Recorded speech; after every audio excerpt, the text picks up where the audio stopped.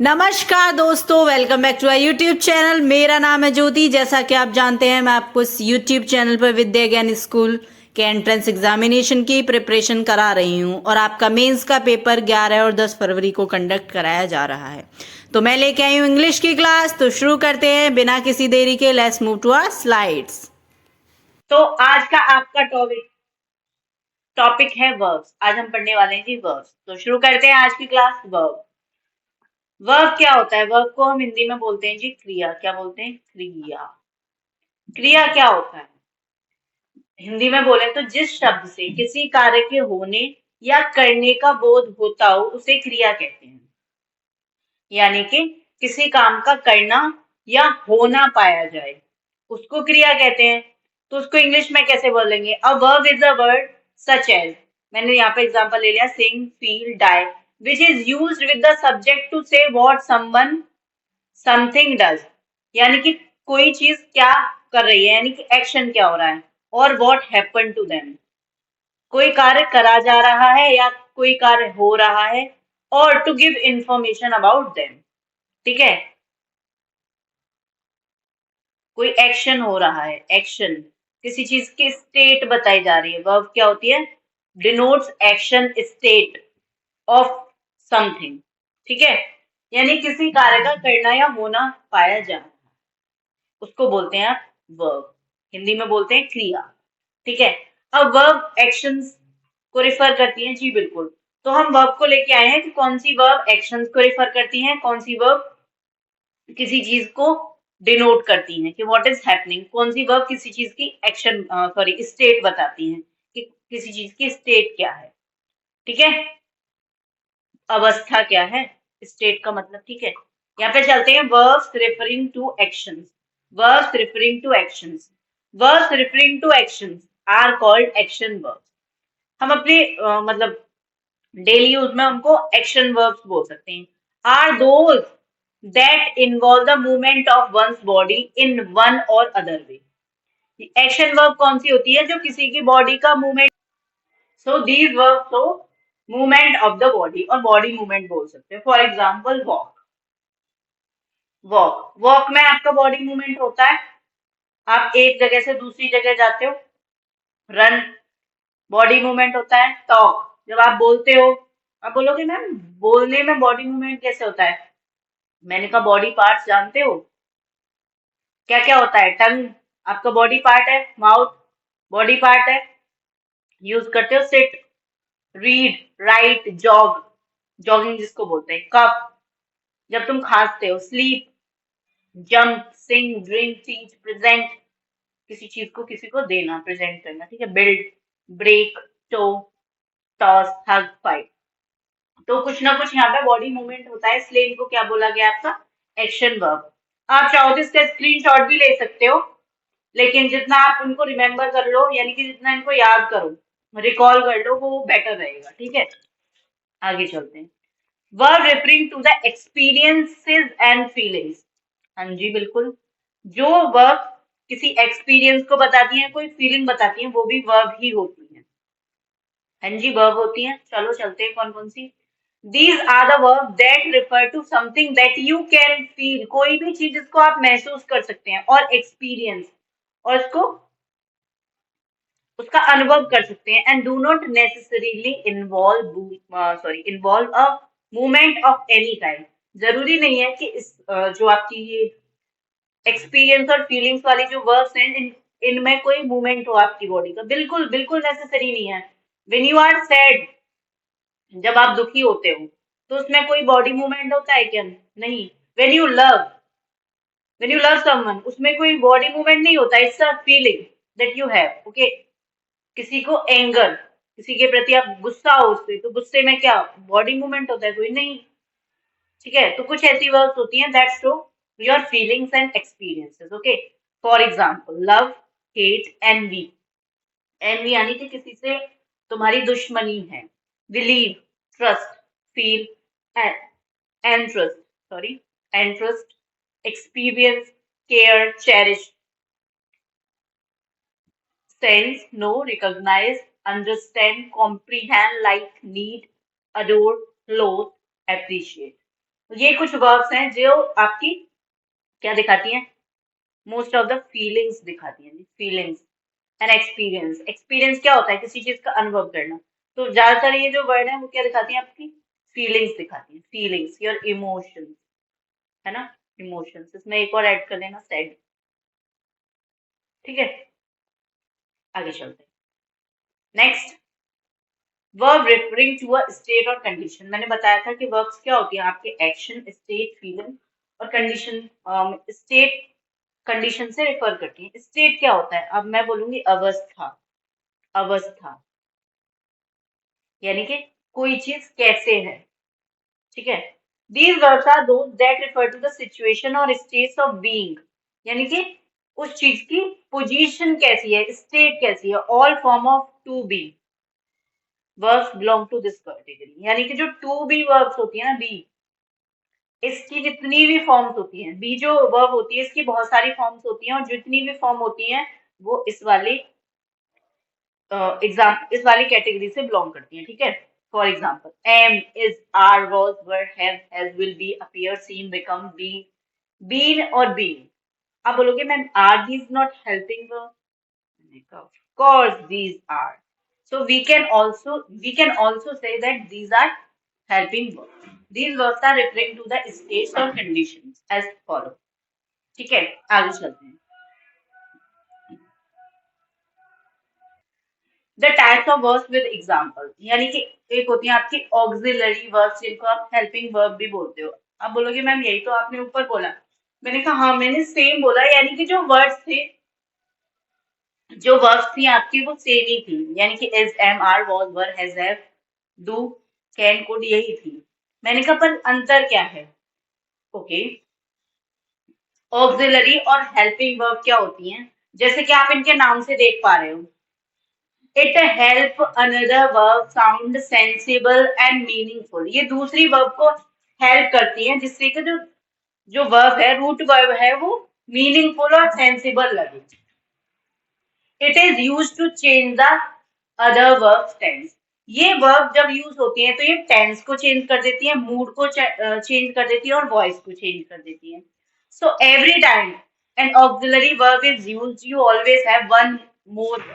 जब भी आप ऑक्सिलरी वर्ब यूज करते हैं तो आपको एक और वर्ब यूज करनी पड़ती है। सॉरी गाइस, थोड़ा सा बैकग्राउंड में शोर आ रहा होगा, बराबर में काम चल रहा है, मैं उसको कुछ नहीं कर सकती, कभी कभी वो बीच बीच में आने लगता है। ठीक है, आगे चलते हैं।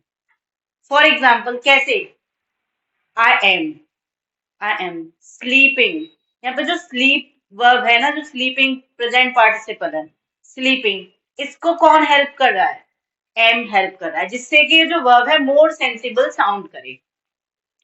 आई वॉज बिजी, बिजी कौन हेल्प कर रहा है, वॉज हेल्प कर रहा है, जिससे कि ये जो वर्ब है वो और ज्यादा सेंसिबल साउंड कर सके। समझ में आ रहा है।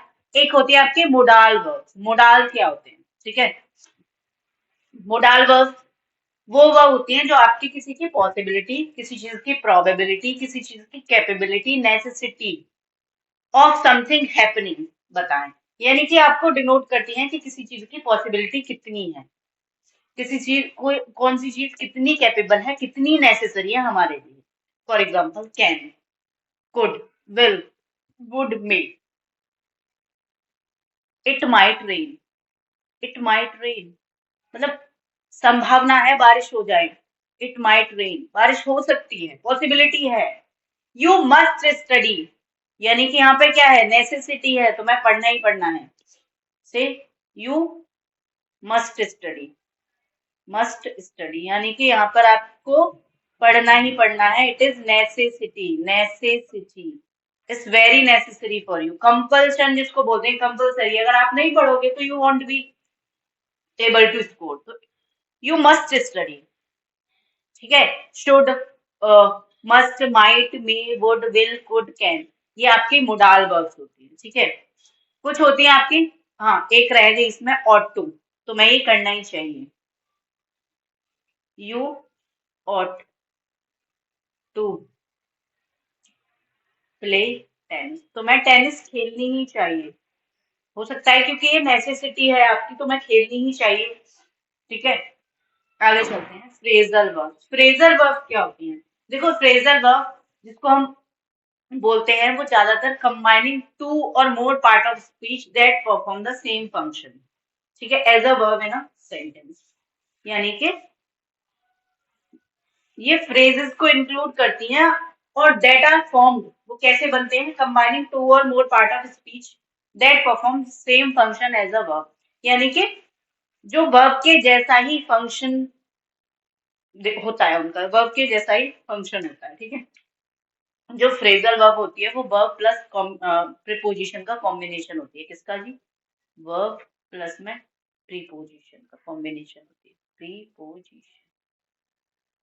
फॉर एग्जाम्पल यहाँ पे इतने सारे दे रखे हैं, if you want you can take screenshot, but that is of no use. Go by, lay off, log in, get off, run out, get all out, think through, fed up, taken back, act on, back away, back up, look up, mix up, opt out, opt in। ये सब क्या होती है? Get in. ये सब क्या है आपकी? फ्रेजल वर्ब्स, ठीक है। तो मैं ना वर्ब के बहुत डिटेल में नहीं जा रही क्योंकि वो आपसे पूछी नहीं जाती। तो मैं आपको बता दूं, मैं वर्ब को आपको बेसिक बेसिक करा रही हूँ, फिर आपके क्वेश्चंस पे चलते हैं अब, क्योंकि बहुत ज्यादा डिटेल में जाने से कोई भी फायदा नहीं है, क्योंकि पूछा ही नहीं जाएगा, ठीक है। That comes to be when you are in 8th 9th, जब आप अच्छे से पढ़ना इनको। What is action verb in the sentence? अभी मैंने आपको बताया था एक्शन वर्ब कौन कौन सी होती है। अब एक सेंटेंस दे रखा है, उसमें आपको बताना है कि कौन सी एक्शन वर्ब है। After speech Mario asked a question of Sydney. After speech Mario asked, asked, यहाँ पर आस्क क्या है? आप बोलोगे आस्क तो वर्ब है, आस्क, और आस्क मैंने कहा कैसी है? एक्शन है ना, कुछ पूछा ना उसने, मैंने कहा हाँ, तो ऑप्शन बी क्या हो जाएगा? करेक्ट हो जाएगा, आस्क। आप बोलोगे मैम स्पीच, आफ्टर स्पीच, मैंने कहा स्पीच यहाँ पे वर्ब थोड़ी ना है, यहाँ पे वर्ब थी आपकी स्पीक, और जब स्पीक वर्ब नहीं है यहाँ पे, ये नाउन है स्पीच, भाषण देना, ठीक है। कुछ लोग इस बात में कंफ्यूज होंगे, तो मैं बता दूं यहाँ पे जो स्पीच वर्ड है that is not a verb, okay. आगे चलते हैं। Identify the verb in the following sentence, ठीक है। That women is a millionaire, that women is a millionaire. अब मैंने बोला कि मैंने आपको थोड़ी देर पहले कुछ बताया था, है ना? हाँ जी, वर्ब्स बताई थी नहीं बताई थी? मोडाल्स बताई थी। इज, इज क्या है यहाँ पे? वर्ब है। आगे चलते हैं। What is the action verb in the sentence? फिर उसने पूछा आपसे एक्शन वर्ब कौन सी होती है। Martin and Mary built a small theater for their puppet show. Martin and Mary built a small theater for their puppet show. Martin और Mary ने एक छोटा सा थिएटर बनाया, किसके लिए? उनका पपेट शो होने वाला था। पपेट शो हम जानते हैं, कठपुतली वाला शो। तो देखो थिएटर क्या है? आप बोलोगे मैम थिएटर तो जगह है, सॉरी प्लेस ऑफ, सॉरी ये प्लेस है, नेम ऑफ अ प्लेस है, तो मैंने कहा ये क्या हो जाएगा? आप बोलोगे मैम नाउन हो जाएगा। शो, शो क्या होगा? शो वर्ब होगा? आपने बोला नहीं, पपेट शो है, एक एक्ट है, वो तो वर्ब नहीं है। मैंने कहा और इसने पूछा आपसे एक्शन वर्ब, तो यहाँ पे क्या हो जाएगा? उन्होंने बनाया होगा, किसी चीज को बिल्ट किया होगा, तो कुछ तो एक्शन किया होगा, बिल्कुल। तो बिल्ट क्या हो जाएगा यहाँ पर? आपका एक्शन वर्ब हो जाएगा, ठीक है। Identify the verb in the following sentence. The gossip, they gossip too much, they gossip. अच्छा, जब हम गॉसिप का मतलब क्या होता है? गॉसिप, बच्चा बच्चा जानता होगा गॉसिप किसको कहते हैं? किसी की चुगली करना। When we gossip we talk, बिल्कुल। जब हम बोलते हैं तो हमारी बॉडी का कुछ तो मूवमेंट होता है, बिल्कुल। अभी आपने ऊपर देखा था टॉक, स्पीक, ये किस में आ रहे थे? एक्शन वर्ब में, तो क्या आ जाएगा? गॉसिप। क्लियर है? यहाँ पर क्या हो जाएगा? गॉसिप हो जाएगा आपका एक्शन वर्ब, ओके। आगे चलते हैं। Identify the verb in the following sentence. The pens feel very itchy, the pens feel very itchy, itchy और फील, इची और feel, of course feel, feel, feel कौन सी वर्ब होगी? फील कौन सी वर्ब होगी? फीलिंग, हाँ जी, इमोशन, यहाँ पर उन्होंने डिस्टेंस नहीं किया, ये अनदर क्वेश्चन स्टार्ट हो रहा है यहाँ से। In which sentence is the word hand used as an action verb, यानी कि जो हैंड यूज हुआ है वो एक्शन वर्ब के रूप में कहाँ पे यूज हुआ है, ठीक है। He fell out of the large oak tree and broke his hand. आप बोलोगे उसने अपना हाथ तोड़ लिया, यहाँ पे तो नाउन की तरह यूज हुआ है। मैंने कहा very good. The girl gave their favorite music group a hand after the song ended. A hand after the song ended. आप बोलोगे मुझे तो लग नहीं रहा इसमें। मैंने कहा कोई नहीं, let's read the next sentence. The student hand their homework to the teacher. Hand their homework. Group a hand after the song ended, उसने क्या दिया उसको, हैंड दिया, यानी कि ताली दी। The student hand their homework to the teacher. Handing the homework, action is happening. हाँ, देख लेते हैं, अगला भी देख लेते हैं। वैसे तो ये ठीक है। As soon as she was able to get her hand through the opening she let go. अरे भाई उसने अपना, वो किसी के थ्रू अपना हैंड निकाल दिए, तो यहाँ पर तो ये हैंड वर्ब नहीं है, यहाँ पर है the student hand their homework. Giving something, handing something is giving something. The student hand in their homework. यानी कि they gave in their homework to the teacher. Clear? Next question. Which group of words are helping verb? Is, am, are, he. अब बोलोगे ma'am is, am, are तो verb है, but he is the pronoun. तो मैंने कहा ये तो होगा क्या? आपने बोला नहीं, he is the pronoun. मैं लिख देती हूँ, ठीक है। अच्छा थोड़ा सा साफ साफ लिख देती हूँ। दिक्कत ये है सर्दी से मेरे हाथ ही नहीं चल रहे हैं, मैं क्या करूँ। pronoun. Will seem feel will. Will seem feel. आप बोलोगे ma'am feel is not a helping verb. Has, have, will, am. बिल्कुल these are the helping verbs. Swim, appear, smell, seem. आप बोलोगे ma'am these are root verbs. Root verbs. Or we can say first form of the verbs. Or we can say main verbs. है ना? कुछ आ रहा है समझ में? बिल्कुल पढ़ा होगा। Next question. We walk down the street. We walk down the street. The sentence, in the sentence above, what is the verb? What is the verb? We walked down the street. We walked. चल के आए हम भाई. Option B is correct. Option B is correct. ठीक है, आज उन्होंने content इतनी जल्दी जल्दी में प्रिपेयर किया है कि यहाँ पर ऑप्शंस का नाम भी देना भूल गए। कोई नहीं, आपको समझ में आना चाहिए, दैट्स इनफ। ठीक है, समझ में तो आ रहा है। Okay, space the. This is first question and this is second question. This is fill up है। ठीक है, पढ़ते हैं। चलो क्वेश्चन क्या है, दूसरा पेन ले लेते हैं जब इसको ऐसे करने को। The first night I dash the new puppy in my room. The first night I dash the new puppy in my room. I kept, अब बोलोगे नहीं मैम। I have kept, अब बोलोगे नहीं। मैंने कहा जब मैं आपको बता दूं वर्ब की फॉर्म्स हम होते हैं फर्स्ट फॉर्म, पास्ट फॉर्म और पास्ट पार्टिसिपल। तो इसको बोलते हैं हम first form, second form, third form. ठीक है, लोकल लैंग्वेज में कीप, केप्ट, केप्ट। ठीक है, क्या आएगा? I kept the new puppy in my room. The first night I kept. Next, फिर से वही। Nick his new game to my house. Nick, his new, Nick singular है। अब मैंने आपको एक चीज तो पढ़ा दी है। क्या पढ़ा दी है? आप बोलोगे मैम क्या पढ़ा दिया आपने ऐसा? मैंने कहा आपको मैंने पढ़ा दिया सब्जेक्ट वर्ब एग्रीमेंट। आपने बोला हाँ याद तो आ रहा है मैम। मैंने कहा अच्छा निक तो सिंगुलर है, तो यहाँ पे ब्रिंग की जगह ब्रिंग्स होना चाहिए, इसका मतलब ये तो नहीं आएगा। मैंने कहा तो इसकी कौन सी फॉर्म आएगी? पास्ट पार्टिसिपल या फिर पास्ट फॉर्म। तो मैंने कहा ब्रिंग की सेकेंड थर्ड फॉर्म क्या होती है मैं यहाँ पे लिख देती हूँ, जिसको नहीं पता। सेकेंड फॉर्म भी ब्रॉट होती है, BROUGHT, और थर्ड फॉर्म भी ब्रॉट होती है, BROUGHT। Bring, brought. तो option B is correct. Option B is correct. Let's move to the next question. अगर आपको लग रहा है कि मैं बहुत ज्यादा जल्दी चल रही हूँ तो मुझे बता दो, मैं स्लो स्लो पढ़ाऊंगी। ठीक है, The next question is, a verb is the state of being or action on the sentence. Of course, verb क्या होती है? State of being, किसी चीज की state कैसी है, और action, बिल्कुल true, of course, true. Next question. Identify the direct object of the verb in the following sentences. अच्छा जी, पहले मैंने आपको पढ़ाया तो नहीं है, लेकिन एक्टिव पैसिव जब आप पढ़ते हो,